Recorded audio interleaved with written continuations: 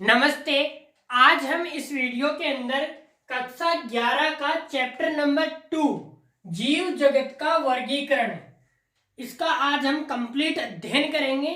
और अब से रेगुलरली आपको कक्षा 11 बायोलॉजी की वीडियोज मिलती रहेंगी। थोड़े दिनों के लिए आपको भारतीय संविधान की वीडियो नहीं मिलेगी, जल्द ही वो भी फिर से मिलना स्टार्ट हो जाएंगी। तो चलिए स्टार्ट करते हैं। तो इस चैप्टर के अंतर्गत हम अध्ययन करेंगे कि जो जीव जगत होता है, animal, plant, fungi, protista, Monera, इनका वर्गीकरण किस आधार पर किया गया, या उड़ने वाले पक्षी, गिलहरी, इन सब का वर्गीकरण किस आधार पर किया जाता है। और सबसे बड़ा क्वेश्चन ये आता है कि आखिर वर्गीकरण जो है उसकी आवश्यकता पड़ी क्यों। ठीक है, वर्गीकरण की आवश्यकता पड़ी क्यों। सबसे पहला क्वेश्चन तो ये आता है कि हमें सभी को पता है कि मगरमच्छ भी है इस धरती पे, मेंढक भी है, मानव भी है, गाय भी है, तितली भी है, या और बहुत सारे अनेकों लाखों जीव इस धरती पे रहते हैं। पेड़ पौधे, फूलों के पौधे सभी रहते हैं। लेकिन आखिर वर्गीकरण की आवश्यकता पड़ी क्यों। तो सबसे सिंपल इसका एक रीजन तो ये है कि हमें वर्गीकरण करने से उनके अध्ययन में सरलता मिलती है। अध्ययन को सरल बनाने के लिए वर्गीकरण किया जाता है। अब जैसे हमें पता है कि उभयचर प्राणी किन्हें कहते हैं। उभयचर प्राणी उन्हें कहते हैं जो जल में भी रहते हैं और समुद्र में भी या पानी में भी रहते हैं, उन्हें क्या कहते हैं, उभयचर प्राणी। जैसे कि आपका क्रोकोडाइल हो गया, फ्रॉग हो गया। ठीक है, तो उसके अंदर एक तो ये, अब हमें पता चल गया कि उभयचर प्राणी कौन कौन से हैं। तो उनमें कुछ उभयचरों को छोड़कर अपवाद स्वरूप बाकी सारे उभयचरों के लक्षण एक जैसे होते हैं। अब जैसे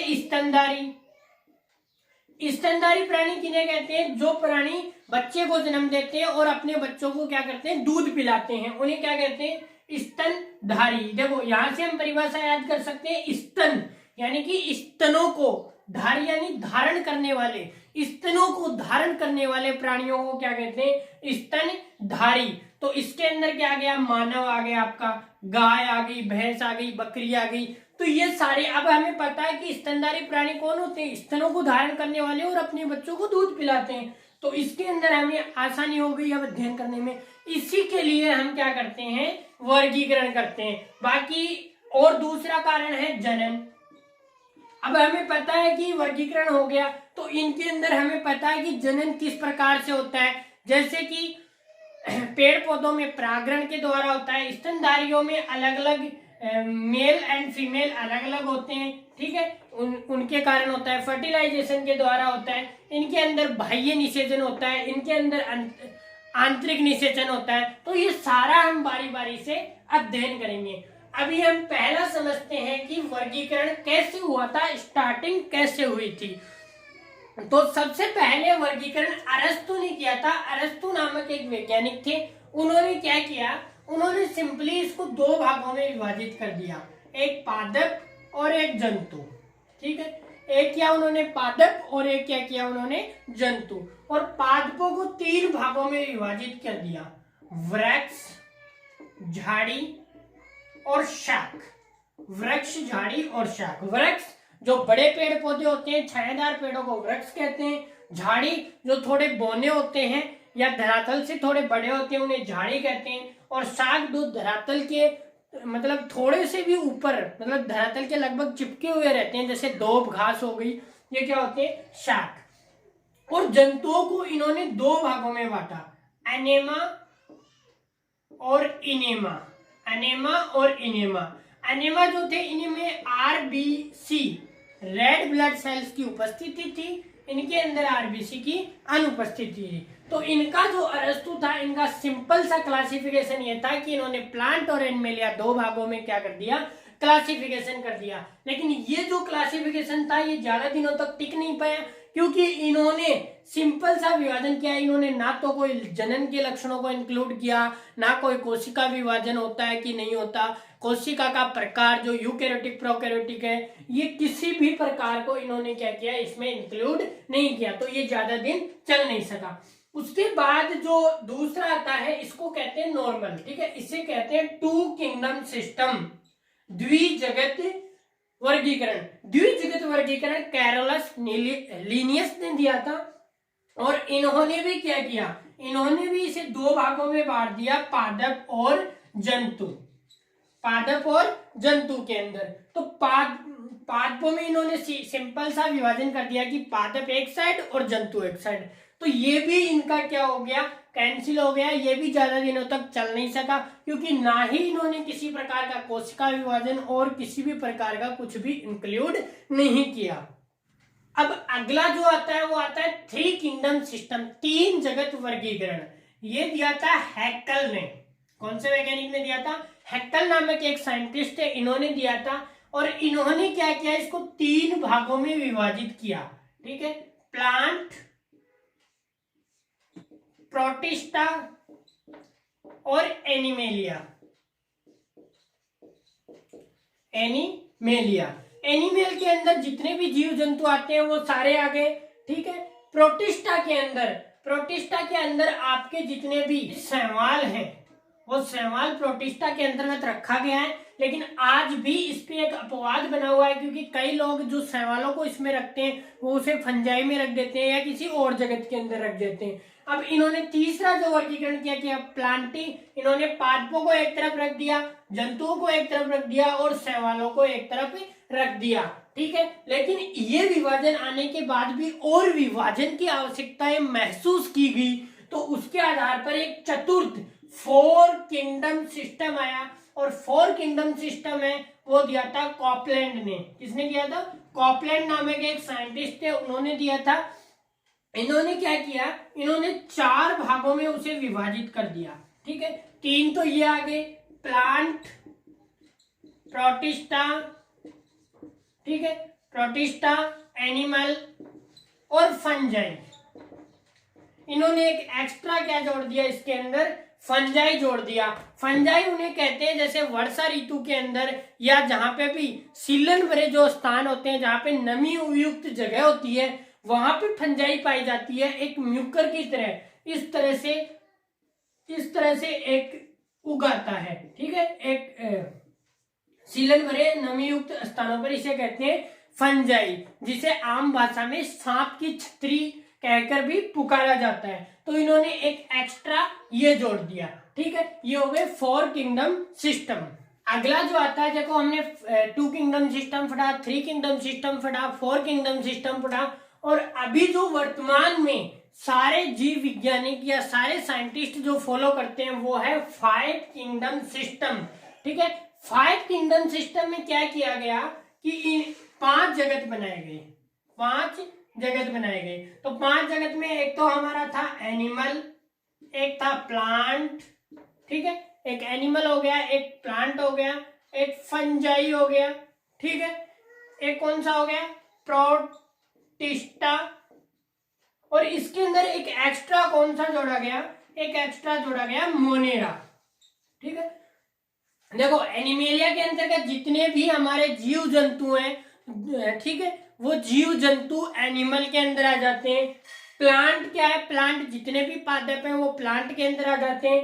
फंजाई क्या है, फंजाई जैसे अभी मैंने बताया कि सड़े गले सीलन भरे स्थानों पर एक, जिसे आम भाषा में सांप की छतरी भी कहते हैं, इस तरह का एक उगाता है, उसे क्या कहते हैं, प्रोटिस्टा, फंजाई। प्रोटिस्टा क्या होता है, शैवाल आपने जहां पे पानी भरा हुआ होता है तो उसमें हरी शैवाल, लाल शैवाल या ब्राउन शैवाल भी देखी होगी, जो हम आगे डिटेल में इनको एक एक को अध्ययन करेंगे अब। और मोनेरा के अंतर्गत जितने भी आपके बैक्टीरिया आते हैं, बैक्टीरिया सारे मोनेरा के अंतर्गत आते हैं।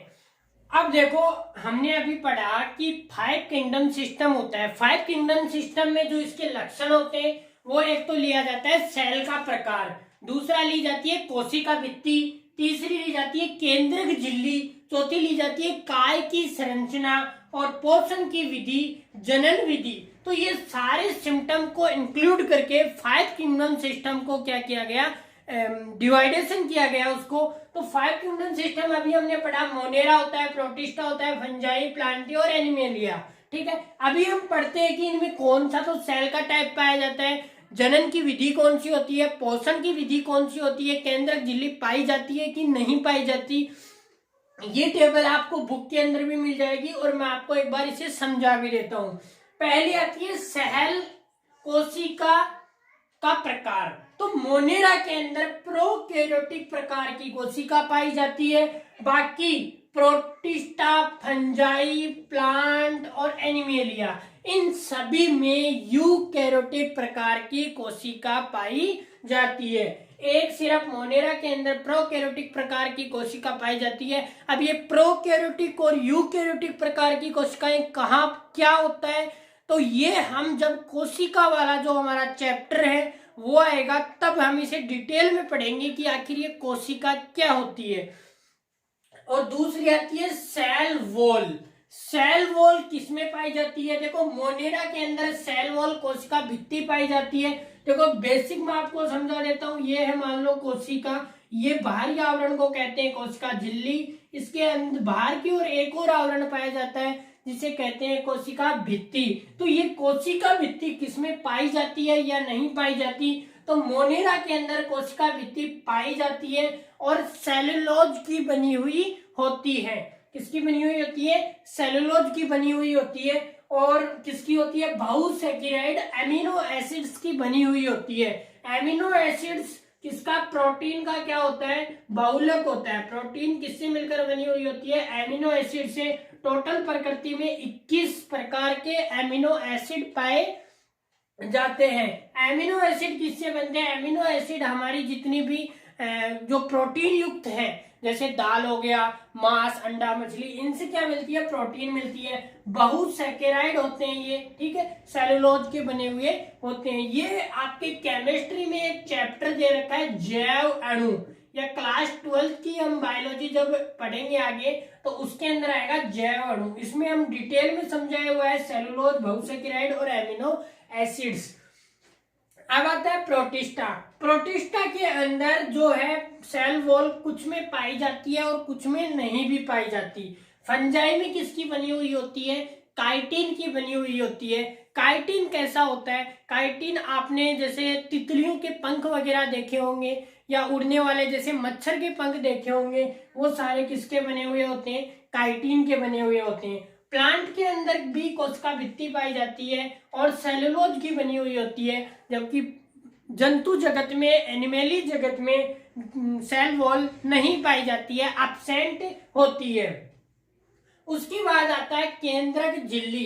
केंद्रक झिल्ली सिर्फ और सिर्फ मोनेरा के अंदर पाई जाती है। बाकी प्रोटिस्टा, फंजाई, प्लांटी और एनिमेलिया, इनमें किसी में भी केंद्रक झिल्ली नहीं पाई जाती है। अब ये केंद्रक झिल्ली कहाँ होती है? ये देखो, ये सेल है, इस सेल में ये कोशिका झिल्ली है, ये क्या है? कोशिका भित्ति है। ये है हमारा केंद्रक है। ये वाला जो केंद्रक है बस इतना ही है। इसको हम इधर जूम करेंगे तो इस तरह से होता है। इसके बाहर की तरफ एक झिल्ली पाई जाती है और इसके अंदर क्रोमेटिन भरा हुआ होता है। ये जो झिल्ली होती है इसे कहते हैं केंद्रक झिल्ली, जो हम कोशिका वाले चैप्टर में पूरी डिटेल में पढ़ेंगे। केंद्रक झिल्ली क्या होती है, कोशिका भित्ति क्या होती है, राइबोसोम, माइटोकॉन्ड्रिया, गोल्जी का, ये सारी चीजें हम वहां पे पढ़ेंगे। उसके बाद आती है काय संरचना।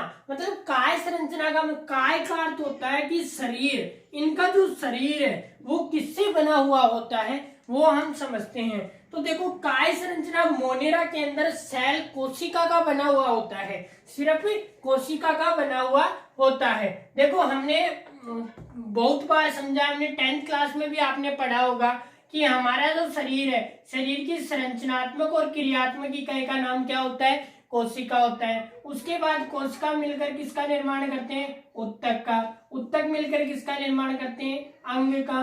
अंग मिलकर किसका निर्माण करते हैं? अंग तंत्र का। तो अंग तंत्र का। अब देखो मोनेरा जो है उसमें सिर्फ कोशिका का ही काय संरचना पाई जाती है। वो मतलब उसमें किसी भी प्रकार का आपका रक्त परिसंचरण तंत्र, उत्सर्जन तंत्र, जनन तंत्र, कंकाल तंत्र ये नहीं पाए जाते हैं। वो सिर्फ एक कोशिका के रूप में बंडल सा बना हुआ रहता है। जैसे इसका उदाहरण होता है बाथ स्पंज, ठीक है। वो हम आगे जब मोनेरा डिटेल में पढ़ेंगे तो और ज्यादा आपको मजा आएगा पढ़ने में कि आखिर सेल से ही इसमें उत्तक का निर्माण होता ही नहीं है, बस इसका शरीर इस पहले स्टेज तक ही कंप्लीट रहता है। उसके बाद आता है प्रोटिस्टा। इसके अंदर भी सिर्फ कोशिका प्रकार का ही काय संरचना पाई जाती है। उसके बाद आता है फंजाई।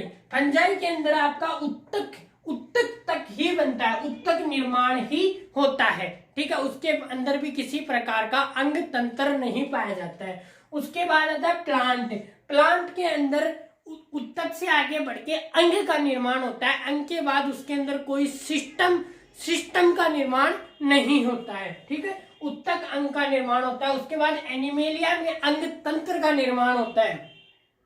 जैसे मानव की बात करें तो मानव किसका होता है, किस ग्रुप के, किस किंगडम के अंदर आता है, एनिमेलिया किंगडम के अंदर आता है। और मानव के अंदर क्या क्या पाया जाता है, आपका आंख अंग हो गया, ये मिलकर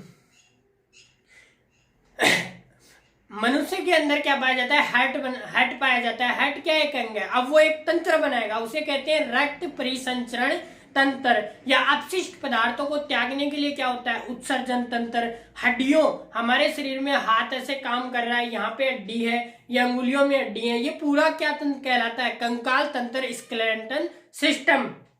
तो इसी तरह हम डिटेल में इनको पढ़ेंगे। उसके बाद आता है पोषण की विधि। तो मोनेरा स्वपोषी और परपोषी दोनों प्रकार का प्राणी है। ये खुद भी अपना भोजन बना सकता है और दूसरों से भी प्राप्त कर सकता है। इसी तरह प्रोटिस्टा भी स्वपोषी है, फंजाई परपोषी है, प्लांटिस स्वपोषी है और एनिमेलिया क्या है, परपोषी। हम क्या अपना भोजन खुद बनाते नहीं बनाते, हम गेहूं जो खेत में फसल कड़ी रहती है उसको काट के ही खाते हैं, ना कि खुद अपना भोजन उत्पादित करते हो। उसके बाद आता है जनन। जनन के अंदर मोनेरा। मोनेरा में क्या होता है, सयुग्मन द्वारा जनन होता है, सयुग्मन द्वारा, ठीक है। सयुग्मन का मतलब हो गया कि इससे जब अलग से दो मोनेरा के जीव एक जगह आकर आपस में मिलकर नए जीव का निर्माण कर लेते हैं। प्रोटिस्टा के अंदर युग्मक स्थानांतरण द्वारा, इनके जो युग्मक होते हैं ओवम, ठीक है, वो एक दूसरे से स्थानांतरित हो जाते हैं। और फंजाई, प्लांट और एनिमेलिया में फर्टिलाइजेशन द्वारा जनन होता है, निषेचन द्वारा जनन होता है। इसमें ओवम और स्पर्म अलग अलग पाए जाते हैं, उनके द्वारा क्या होता है, निर्माण होता है, ठीक है। यहाँ पे देखो थोड़ा सा प्रोटिस्टा के अंदर क्या बताया मैंने अभी, वो गलती से बता दिया। इसके अंदर क्या होता है, प्रोटिस्टा के अंदर युग्मक निर्माण होता है और उसी युग्मक से ही नया जीव बनता है। इसमें फीमेल और मेल अलग अलग नहीं पाए जाते। तो आज की इस क्लास में हमने देखा कि जीव जगत का वर्गीकरण कैसे किया गया, 2 kingdom system, 3 kingdom system, 4 kingdom system, 5 kingdom system, ये क्या होते हैं ये हमने समझा।